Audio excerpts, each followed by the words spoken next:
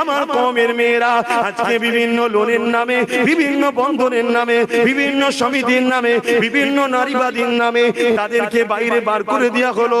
কেননা জালিমরা জানে পুরুষদের দোয়া দর কবুল হবে না, হবে না। ঘরে কিন্তু বসে বসে মেয়েগুলো কবুল করে নেবে। ঘরে যদি বসে বসে দোয়াটা করে তাহলে কবুল হয়ে যাবে। ওরা ঘরে থাকবে, নামাজ পড়বে, ওরা ঘরে থাকবে, কোরআন পড়বে, ওরা ঘরে থাকবে, স্বামীর সম্পত্তি ইবাদত করবে। ওরা ঘরে বসে বসে যদি পবিত্র থাকে, পর্দায় থাকে, পর্দা নিশিনা নারীর দোয়া আল্লাহ কবুল করে।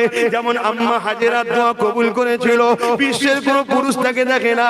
যখন জালিম সন্তান আম্মা হাজেরাকে নিজের খায়েশ মিটাবার জন্য ঘরের মধ্যে নিয়ে গিয়েছিল, আম্মা হাজেরা আল্লাহর কাছে হাত তুলে বলেছিল, আল্লাহ রে, এই ইজ্জত কোনোদিন কেউ দেখেনি, আমার চেহারা কোনোদিন কাউকে দেখায়নি। কেন আপনি বলেছেন পর্দা করতে, আপনার খুশির জন্য ঢেকে রেখেছিলাম। কিন্তু হাজেরা একজন নারী, বড় দুর্বল, কমজোর। আজকে কিন্তু আমি বন্দী হয়ে গেছি, এই জালিমের সঙ্গে আমি লড়াই করে পারবো না। এই জায়গায় আমার ইজ্জত বাঁচাবার মালিক একমাত্র তুমি। কিন্তু নিজে থেকে কোনোদিন তো ইজ্জতকে বিক্রি করিনি, ইজ্জতকে কখনো পর পুরুষকে দেখাইনি, নিজেকে সর্বসময় ঢেকে রেখেছিলাম।